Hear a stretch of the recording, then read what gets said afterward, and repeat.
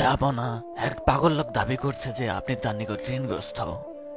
আমরা তাকে প্রাসাদে আমন্ত্রণ জানিয়েছি এবং কিছু অর্থ দিয়েছি, কিন্তু সে তা গ্রহণ করেনি। সে এখন কোথায়? এখানে যাব না। তাকে আসতে বলুন। আপনার যা আদেশ। ফয়সাল এফেন্দিকে আসতে বলো ছেলে।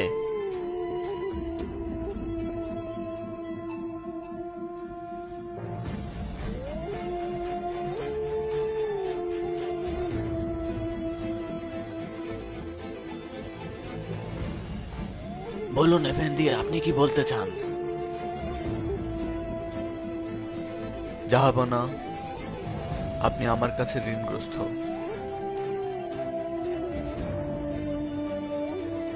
আপনার কাছে আমি কিভাবে ঋণগ্রস্ত বৎস? এফেন্দি, আমি ব্যবসা করতাম, ব্যবসায় লোকসান হওয়ায় দেউলিয়া হয়ে গেলাম। আর এ কারণেই আমি অনেক ঋণের মধ্যে জর্জরিত। প্রতি রাতে ঋণ মুক্তির জন্য আমি আল্লাহর কাছে দোয়া করতাম এফেন্দি। বাবা, যা আপনার জানতে চান যে তিনি কিভাবে আপনার কাছে ঋণী। আমি যেমন বলেছি, প্রতি রাতে আল্লাহর কাছে দোয়া করতাম। গত রাতে আমার স্বপ্নে আমাদের প্রিয় নবী সাল্লাল্লাহু আলাইহি ওয়াসাল্লামকে দেখেছি এফেন্দি। সাল্লাল্লাহু আলাইহি ওয়াসাল্লাম।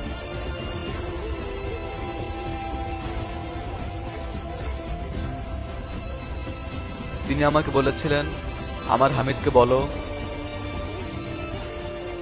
প্রতি রাতে সে আমার উপরে যে সালাতুস সালাম এবং জিকির পাঠ করত, গত রাতে সে তা পাঠ করেনি। যাও এবং গিয়ে তোমার প্রয়োজনের কথা তাকে বলো। তিনি এমনটা বলেছিলেন আফেন্দি।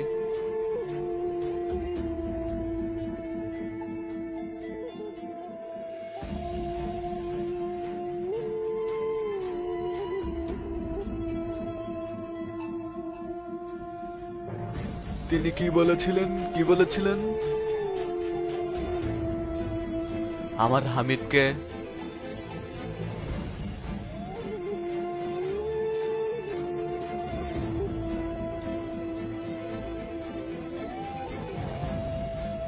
এগুলো নিন।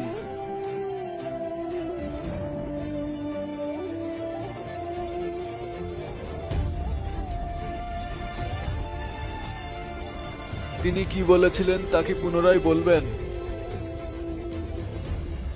আমার হামিদ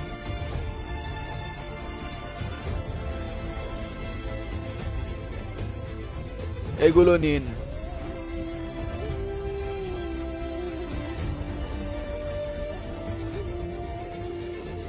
আরো একবার বলুন তিনি কি বলেছিলেন।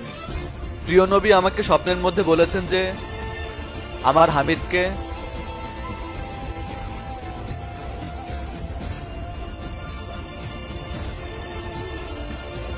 এটাও নিন।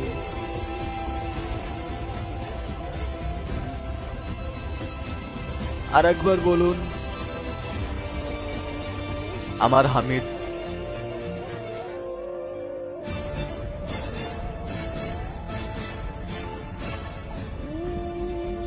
এটাও নিন।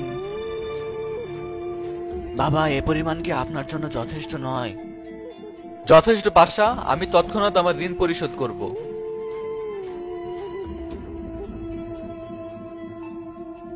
নিরাপদে থাকুন।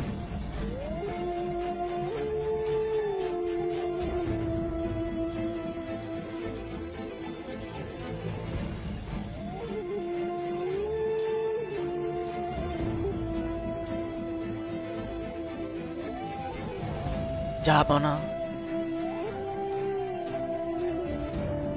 আপনি তো অনেক অর্থই তাকে দিয়ে দিলেন। আপনি কি বলছেন পাশা? আল্লাহর কসম, তিনি যদি আমার সমস্ত ধন সম্পদ, এমনকি আমার রাজত্ব ও যদি চাইতো আমি তাকে দিয়ে দিতাম। গত রাতে আমি কাজে ব্যস্ত ছিলাম পাশা। কাজ করতে করতে আমি টেবিলে ঘুমিয়ে গিয়েছিলাম পাশা। আমি দুধ পড়তে ভুলে গিয়েছিলাম।